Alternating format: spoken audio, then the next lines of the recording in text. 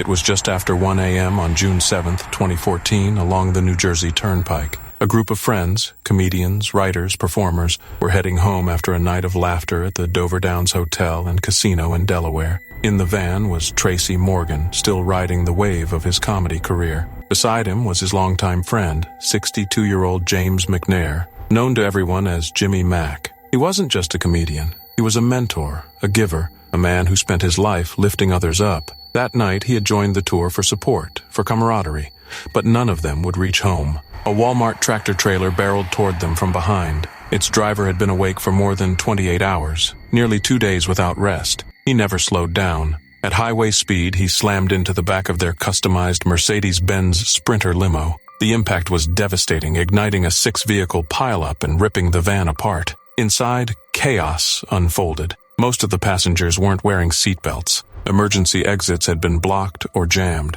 A plywood partition separated the driver from the passengers, cutting off their chance to escape. In the very back, where the crash struck hardest, sat James McNair. He died instantly. For McNair, life had always been about more than the stage. Born in 1951 in Peekskill, New York, he wore many hats, working in a homeless shelter, cooking at the Salvation Army, volunteering at church, organizing community events. He built a platform for others, creating the original Uncle Jimmy Mack Amateur Hour to give unknown comics their first shot at a crowd. Comedy didn't make him rich, but it brought him into the orbit of Tracy Morgan. The two met in Harlem in the early 1990s and became inseparable. As Morgan's career soared, McNair stayed close, writing jokes, offering notes, even freelancing for Saturday Night Live. For Tracy, he was more than a friend. He was family. But on that night, McNair never stood a chance. He left behind 2 children who would never again hear his voice or see him perform. Tracy Morgan survived, but survival came at a brutal cost. His ribs, his leg, his face, broken in multiple places. His brain, injured so severely that doctors placed him in a medically induced coma. For 8 days, he lay unresponsive, balanced between life and death. When he finally woke, he couldn't walk, couldn't talk, couldn't even see clearly. The man who made millions laugh now faced a new battle, remembering how to be himself. Rehab lasted 2 long months. Morgan relearned how to move, how to speak, but his spirit was fractured. He admitted later that depression consumed him, that mood swings left him lost. An upcoming show was canceled. For a time it seemed comedy, the thing that defined him, might be gone forever. The lawsuit that followed was staggering. Walmart settled privately, with reports placing the payout around $90 million, one of the largest personal injury settlements in U.S. history. But even that couldn't close the wounds. Walmart's insurers fought the decision, questioning the settlement, dragging Morgan's name through legal battles, as though his pain could be measured in paperwork. The National Transportation Safety Board left no doubt. The crash was preventable. The driver had violated hours of service rules and sped recklessly into the limo. He took a plea deal, avoided prison, and walked away. But for James McNair, there was no walking away. His body was laid to rest in Cortlandt Manor, New York. His family received part of the settlement, but no amount of money could fill the absence of his laugh, his generosity, his presence. It was May 14, 1988, in Carroll County, Kentucky. A church youth group from Radcliffe's Assembly of God had spent the day at Kings Island Amusement Park, their bus filled with teenagers still buzzing from roller coasters, junk food, and inside jokes. As they headed home, tired but happy, the hum of the road felt safe. It was supposed to be just another long ride back to Radcliffe, but at 10:55 p.m., their world turned into fire. Coming from the opposite direction, a black Toyota pickup tore through the night traveling the wrong way down the highway. Behind the wheel was 34-year-old Larry Mahoney, a factory worker so drunk he didn't realize he was speeding directly into oncoming traffic. Seconds later, headlights met headlights, and there was no time to react. The truck slammed head-on into the bus with devastating force. The collision shattered metal, crumpled the front end, and ruptured the bus's unprotected fuel tank. At first, it seemed like a survivable crash. Almost no one had been fatally injured on impact, but then came the fire. The leaking gasoline ignited instantly, flames racing up the aisle. Panic erupted. Inside, 67 people, most of them children, scrambled to escape. The front door was jammed shut from the impact. Thick black smoke poured through the narrow aisle as the heat became unbearable. Screams filled the air, desperate cries for help, for mothers, for anyone. survivors said the fire spread in seconds. Within 20 seconds, you could feel the heat, one said. You heard kids crying, pushing, trying to get to the back. We were all jammed together. The only exit was a small rear emergency door. Everyone fought to reach it. Dozens pressed into the 12-inch wide aisle, bodies crushing together in the dark. A cooler that had been placed in the aisle only made things worse, trapping people halfway down the bus. Some tried to break the windows, but they wouldn't budge. One small woman managed to squeeze through a side window. When she looked back, the opening was filled with flames. Outside, passing drivers pulled over and tried to help. They smashed windows and dragged out as many as they could before the inferno became too fierce to approach. Within minutes, the bus was completely engulfed, a roaring fireball on the side of the highway. The children, still trapped inside, never had a chance. When firefighters finally extinguished the flames, the damage was almost too horrific to comprehend. 27 people were dead, 24 children, 2 adults, and the bus driver. 34 more were injured, many with severe burns. The youngest victims were just 10 years old. Their bodies were later found piled toward the back of the bus, all facing the same direction, all toward the only escape they could not reach. For investigators, it was one of the most disturbing scenes they'd ever encountered. No one on the bus had died from the collision itself. Every life lost that night had been claimed by smoke and fire. The 11-year-old bus, once a school vehicle, had a design flaw that turned it into a trap.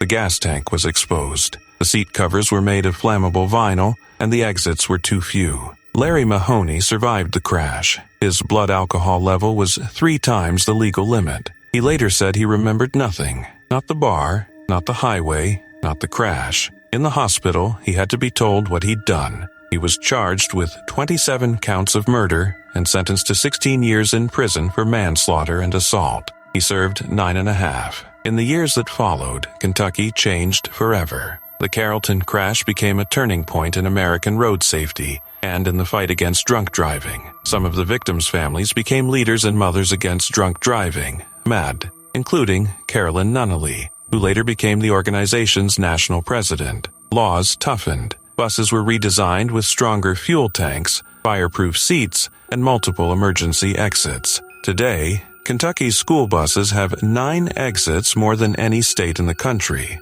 But for those who were there, no law or reform could erase that night. Survivors spoke of nightmares, of guilt, of the smell of burning vinyl that would haunt them for decades. Parents described the unbearable silence that filled their homes afterward, bedrooms left untouched, laughter that never returned. It was April 10th, 2014. Just before 6 p.m., the sun hung low over a lonely stretch of Interstate 5 near Orland, California. On that road, a charter bus carrying 44 high school students rumbled north, its passengers buzzing with excitement. These were kids with dreams, kids from working-class families who had boarded that bus to take part in a 2-day college tour at Humboldt State University. For many, this trip was the first step toward a future their families had never known. Laughter, chatter, and the kind of nervous hope only teenagers can carry filled the air. But heading south, coming the opposite way, was something none of them could have imagined. A FedEx truck, massive and unstoppable, barreled down the same road. And then, in a split second that changed everything, it veered across a 60-foot grassy median. Witnesses said it was like watching a monster break free. The truck sideswiped a Nissan sedan and then slammed head-on into the charter bus with a force so violent it could be heard for miles. The sound wasn't just a crash, it was an explosion. Flames erupted instantly, swallowing steel and glass in a fireball that lit up the evening sky. Smoke rose thick and black, curling upward like a signal of disaster. Inside the bus, chaos broke out. Screams, heat, confusion. Teenagers who moments earlier had been dreaming of their future were now fighting for their lives. 17-year-old Jonathan Gutierrez had been asleep when the impact came. He woke to fire, panic, and desperation, leaping from the bus with nothing but the clothes on his back. He escaped with bruises and a split eyebrow, but his friends, his classmates, were still trapped inside. Some never made it out. 18-year-old Ismael Jimenez refused to save only himself. As the flames closed in, he smashed a window and began pulling students out, one by one, until he was overtaken by smoke and fire. He died a hero, his final act one of selflessness. Denise Gomez, also just 18, didn't survive either. She was a leader at her school, a soccer player, a yearbook editor, the kind of student who inspired others. Like Ismael, she carried dreams of being the first in her family to go to college. Adrienne Castro, 19, from El Monte. Marika Serrato, 17, from Riverside. Jennifer Bonilla, who had a twin sister on another bus that arrived safely at Humboldt, all gone in an instant. The fire moved so quickly, so violently, that even adults meant to protect the students stood no chance. Arthur Arzola, a 26-year-old admissions counselor who dedicated his life to guiding kids toward higher education, died later in the hospital. Michael Mivette, 29, and his fiancée Madison Haywood, both volunteering as chaperones, were lost together. This was supposed to be their second year helping kids reach their dreams. Instead, their names joined the list of the fallen. In total, 10 lives were lost that day. 5 students, 3 chaperones, and both drivers. Dozens more were badly injured, some dragged out of the flames with their bodies burning. Survivors later recalled moments that sounded like a nightmare. Friends engulfed by fire, smoke so thick they could hardly breathe, windows cracking under the heat. Some victims were burned so badly they could only be identified by dental records or DNA.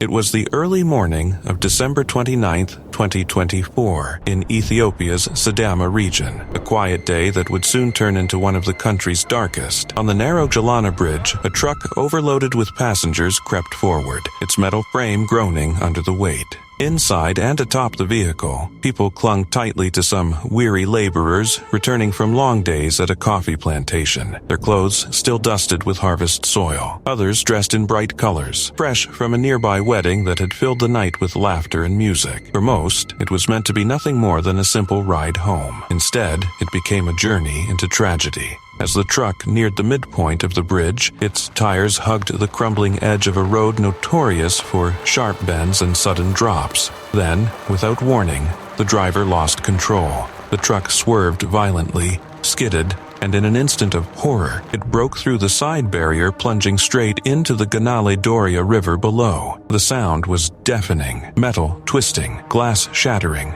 and then silence as the vehicle vanished beneath the rushing water, taking dozens of passengers with it. What followed was chaos. Villagers sprinted to the scene, diving into the muddy current, shouting names into the air thick with panic. They clawed through the wreckage, searching for anyone still breathing. Slowly, the river began to release its victims' bodies, surfacing one by one, pulled onto the banks where blue tarps were laid out in grim rows. 68 men and 3 women were gone in seconds, families shattered, entire communities paralyzed by grief. Some parents found their children lifeless. Others realized they had no one left to search for. A handful of survivors were rescued. 4 in total pulled from the water, battered, unconscious, barely clinging to life. They were rushed to Bona General Hospital, one in such critical condition he had to be transferred to a larger facility miles away. Their testimonies were faint and broken, but the horror in their eyes said everything. The screech of the tires, the desperate screams as water filled the truck, the crushing silence afterward. Officials later confirmed what locals had long feared: the truck had been severely overloaded, far beyond capacity. Passengers were squeezed inside shoulder to shoulder, with others perched on top of the cabin, holding on as the vehicle swayed dangerously. Witnesses said the truck missed the bridge entirely at the curve, plunging headfirst into the river like a falling stone. It was the kind of tragedy many in Ethiopia knew too well: preventable, predictable, and devastating. By nightfall, the Galana riverbank had transformed into a scene of mourning. Families wept over rows of covered bodies, their cries echoing across the valley as the sun disappeared behind the hills. Rescuers stood in silence, drained and mud-soaked, staring at the wreckage that had claimed 71 lives. For Ethiopia, it was another entry in a long, heartbreaking pattern. The nation has one of Africa's highest rates of road fatalities, where overloaded trucks, poor road conditions, and weak enforcement turn everyday journeys into deadly gambles. But for Sidama's people, this wasn't just another statistic. It was the loss of brothers, sisters, parents, and friends whose lives extinguished in a single plunge off the Jalana Bridge, leaving an entire community drowning in grief. It was April 25, 2019, in Lakewood, Colorado. Traffic on Interstate 70 had already slowed to a crawl after a school bus crash near the Ward Road exit. Cars lined up for miles, engines idling, drivers impatient but unaware that something far worse was barreling toward them. Around 4:30 p.m., 23-year-old Rogel Lazaro Aguilera Medeiros was coming down the steep mountain stretch near Genesee in an 18-wheeler stacked high with lumber. He was young, originally from Cuba, living in Texas and working for a small Houston trucking company. But that afternoon, something was terribly wrong. His truck wasn't slowing. It was speeding up. Witnesses saw it flying downhill at over 85 miles per hour, smoke pouring from the wheels. He blew past a runaway truck ramp, then another. Exit after exit flashed by, each a chance to stop the disaster. He never took them. Ahead, traffic had nearly stopped, backed up from the earlier crash. Dozens of people sat trapped in their cars, unaware that death was racing straight toward them. Aguilera Medeiros swerved desperately, weaving between vehicles, nearly forcing some off the road. One driver even went live on social media, capturing the semi thundering past at impossible speed. Seconds later, the inevitable happened. The truck slammed into the line of traffic, minus 28 vehicles crushed in an instant, including 3 other semis. The force unleashed chaos. One truck carried gasoline, another mattresses, combined with Aguilera Medeiros' load of lumber. The collision turned the highway into an inferno. Flames erupted. Black smoke rose into the sky. Explosions echoed across Lakewood. People miles away could see the fire and hear the blasts. By the time emergency crews arrived, the scene was apocalyptic. 4 men were gone. 61-year-old Doyle Harrison, 67-year-old William Bailey, 69-year-old Stanley Politano, and 24-year-old Miguel Angel Lamas Arellano. 6 more were badly injured, among them an EMT named Malaya Harsh, who was pregnant at the time. She later admitted she thought she and her baby were going to die. Somehow both survived.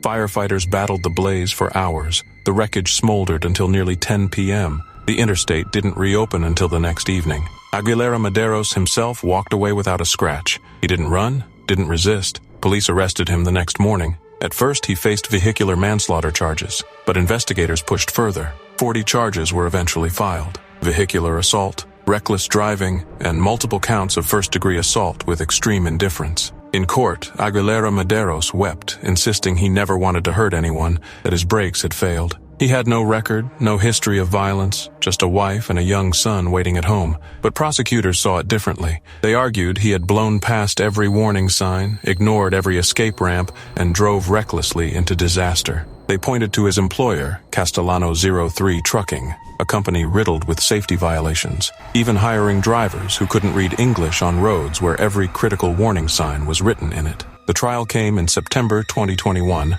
A jury convicted him on 27 charges. That December, Judge Bruce Jones handed down a sentence so staggering it shocked the nation, minus 110 years in prison. The judge admitted his hands were tied by Colorado law, but said plainly the punishment was more than he believed was fair. Millions signed a petition demanding justice. On December 30th, 2021, Colorado's governor stepped in. The sentence was reduced to 10 years. Aguilera Medeiros would still serve time, but not die in prison. It was a humid morning on September 21st, 1989, in Alton, Texas, a quiet town in the Rio Grande Valley where life usually moved slow. Children filled the yellow school bus with laughter and chatter, unaware that within minutes, their morning ride would become one of the deadliest school tragedies in Texas history. The bus, carrying over 80 students aged 12 to 19, rolled down Farm to Market Road 676. It had just picked up its last passenger when a Dr. Pepper delivery truck, operated by Valley Coca-Cola Bottling Company, sped through a stop sign. In an instant, impact. Witnesses said the sound was deafening. Metal folding into metal, glass exploding, screams tearing through the air. The force sent the bus careening off the road into a massive caliche pit, a water-filled crater left from mining. There was no guardrail, no barrier, just open space. The bus plunged straight into 10 feet of muddy water. Inside, chaos. Students clawed for windows, gasping as icy water surged in. Within a minute, the bus disappeared beneath the surface. The windows were too small, the exits too few, and the dark water made escape nearly impossible. Survivors said it felt like the world had gone black all at once. Rescuers arrived quickly. Border Patrol agents, police, volunteers, but visibility was zero. They dove blind, breaking glass, pulling out whoever they could. Parents stood at the edge, screaming names, praying for movement. Bodies were brought up one by one until the pit grew silent. 21 students were gone, 19 that morning, 2 more days later. None had suffered visible injuries. They had simply drowned, trapped inside the bus that once carried them safely to school. In Alton, grief was unbearable. The next day's football game turned into a memorial, hundreds gathering under the Texas sun to mourn. But as time passed, sorrow gave way to blame. Truck driver Ruben Perez was charged with 21 counts of negligent homicide but later acquitted. He lived with torment, saying, "Even though now I'm free, I still feel so much for the kids. I don't know if I'll ever get better." Lawsuits followed. The bottling company and the bus manufacturer paid over $150 million in settlements, but the money only deepened wounds. Some called it blood money. Neighbors grew distant, friendships ended, and a once-united community splintered under grief and resentment. The tragedy did lead to change, and guardrails were finally installed along FM 676 and other pits nearby. A junior high school and park were later named in memory of the 21 victims, marked with white crosses and a statue of Christ. Every September, parents still gather there, placing flowers beneath their children's names.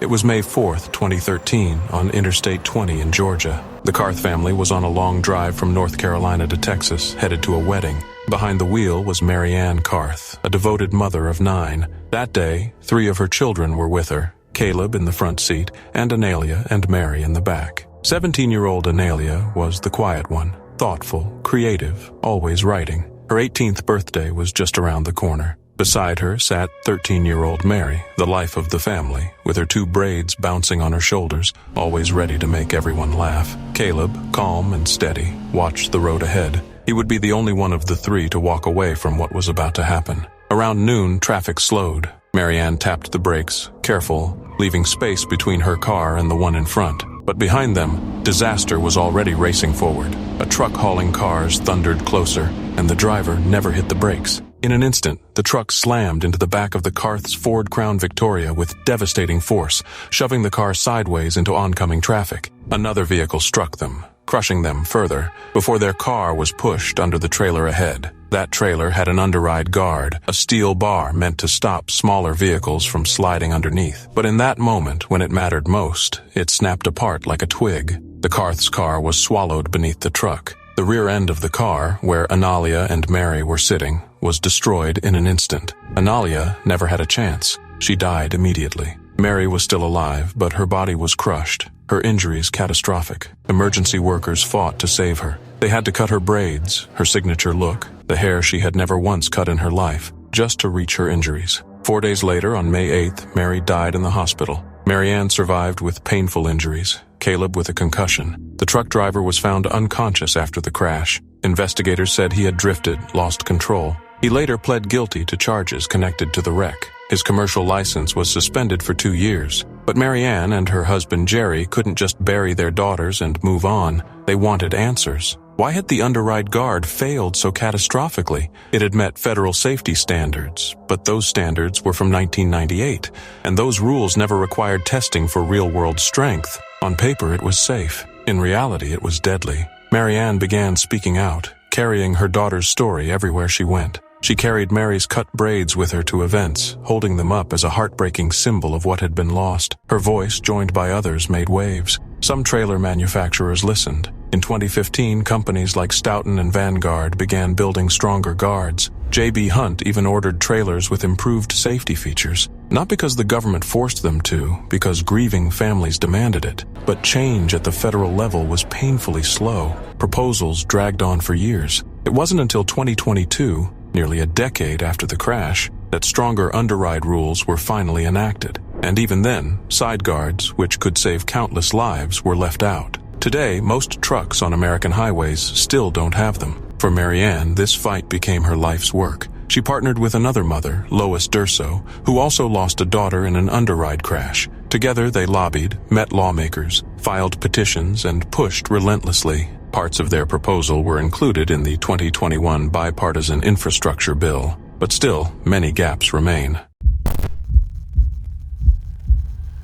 It was the dark, misty morning of January 27, 2021, in the west region of Cameroon. The air was thick with fog along the winding roads near the cliff of Jang, a stretch of highway notorious for sharp turns and steep descents. It was around 3:30 a.m., and a 70-seat passenger bus made its way uphill, carrying families, workers, and travelers returning from the bustling coastal city of Douala to Bafoussam. Some passengers were dozing, others chatting quietly, unaware that within moments their journey would end in unimaginable horror. Out of the darkness came a blinding light from a fuel truck, speeding downhill, its brakes already failing. Witnesses later said it was moving too fast, perhaps over 120 kilometers per hour, the driver fighting to control it on the slick, fog-drenched slope. But there was no time to react. In an instant, the truck slammed head-on into the bus. The explosion that followed was so violent it could be heard miles away.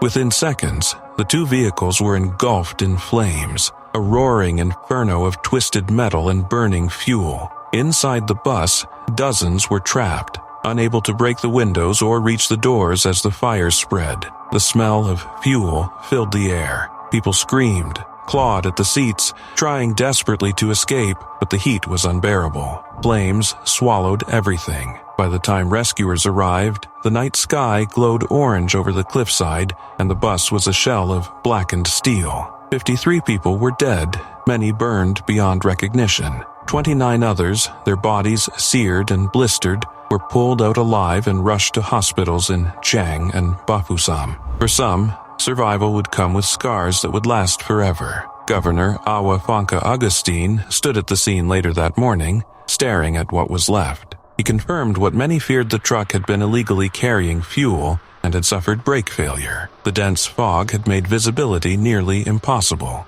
A speeding truck illegally transporting fuel ran into a 70-seat bus, he said solemnly, his words echoing over the smoldering wreck. A collision between the truck and the bus sparked uncontrollable fire, which ravaged the vehicles and their occupants. The devastation was so complete that 22 of the bodies could not even be identified. Blue sheets covered the remains as families gathered in disbelief, hoping to find loved ones among the survivors. For many, there was nothing left to recognize, only ashes and twisted wreckage. Police and emergency teams worked through the night, pulling remains from the charred metal and searching for clues. 3 men, occupants of the truck, had survived and fled the scene immediately after the crash, but authorities would later order their arrest. The tragedy sparked national outrage. Road safety advocate Manfred Missimikan called it a succession of negligence, pointing out that the fuel truck had no legal right to transport such a load, and that Cameroon's winding mountain roads were too dangerous for night travel. For locals, though, this wasn't just another headline,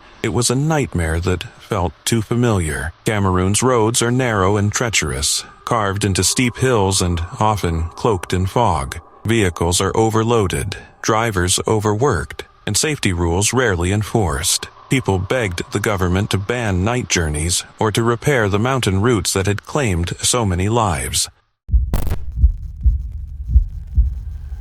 It was April 6, 2018, on a quiet stretch of highway near Armley, Saskatchewan. A bus carried 28 souls, players, coaches, and staff from the Humboldt Broncos junior hockey team. They were headed north on Highway 35 toward Nipawin, chasing a playoff dream. For the town of Humboldt, a place of fewer than 6,000, the Broncos weren't just a hockey team. They were family. The boys lived with host families, went to local schools, and wore the green and gold with pride. That night, after a grueling triple overtime loss days before, they were determined to fight back in Game 5. The bus was driven by Glenn Dirksen, a seasoned, careful driver. Inside, the players were buzzing with energy, joking, listening to music, preparing themselves mentally for the game ahead. But around 5 p.m., just outside Tisdale, everything unraveled in an instant. At a place locals know as Armley Corner, the intersection of Highway 35 and Highway 335, the bus crossed paths with a transport truck. That truck was driven by 29-year-old Jaskirat Singh Sidhu, a new trucker hauling heavy bales of peat moss. He was supposed to stop at a flashing stop sign, but he didn't. Traveling nearly 100 kilometers per hour, Sidhu blew straight through it. And in that moment, the Broncos bus struck the side of the truck's lead trailer. The sound was deafening. The impact ripped the front of the bus apart, scattering metal, glass, and bodies into a nearby snowy field. The load of peat moss spilled everywhere. The chaos that followed was unbearable. Some players were thrown from the bus, their bodies lying in the snow. Others were trapped inside, screaming, crying, or silent. Defenseman Ryan Strashnitsky blacked out, only to wake moments later on the frozen ground. He couldn't move his legs. Around him lay teammates, bloodied and broken. Beside him, Nick Shumlansky moaned in pain. Not far away was defenseman Logan Boulet, who would not survive. 14 lives were lost right there at the scene. Emergency crews swarmed in, pulling survivors from the wreckage, rushing them to hospitals. 2 more would die in the days after. In total, 16 lives were taken. 10 players, ranging from just 16 to 21 years old, including Captain Logan Schatz and the youngest, Adam Harold, along with coaches, team staff, and driver Glenn Dirksen. The survivors were scarred forever, their lives divided into before and after. And then came the cruelest twist. In the aftermath, one of the defensemen, Xavier Labelle, was mistaken for teammate Parker Tobin. Both had dyed blonde hair, both had playoff beards. Label had no ID and was unconscious. His family was told he had died. Parker's family was told he had survived. It wasn't until days later, when Xavier opened his eyes and whispered his name, that the truth was revealed. 2 families had their worlds turned upside down twice. The crash shattered more than a team. It broke a nation's heart. Tributes poured in from across Canada and beyond. Wayne Gretzky wept in public. Prime Minister Justin Trudeau spoke in disbelief. Even Donald Trump sent condolences from the U.S. NHL players wore Broncos jerseys in honor. Investigators soon pieced together what had happened. Sidhu had missed more than just a stop sign. He had broken multiple safety rules in the days leading up to the crash, driving too long, failing to log his hours properly. He admitted he had been distracted by a flapping tarp on his trailer. He wasn't impaired, but he wasn't paying attention either. One small failure to stop cost 16 lives. In January 2019, Sidhu stood in court, his voice trembling as he pled guilty to 29 charges. He made no excuses. The judge sentenced him to 8 years in prison, but the story didn't end there. Sidhu was a permanent resident, not a Canadian citizen. After serving part of his sentence, he was granted parole, but deportation loomed. In May 2024, the order came. He was to be sent back to India. His lawyers appealed, pointing to his young son's serious health issues and the lack of adequate care in India. Families of the victims were split. Some believed deportation was justice. Others, like the father of Evan Thomas, said it wasn't necessary. Ryan Strashnitsky, now paralyzed from the chest down, chose compassion, saying he wished Sidhu peace, human to human.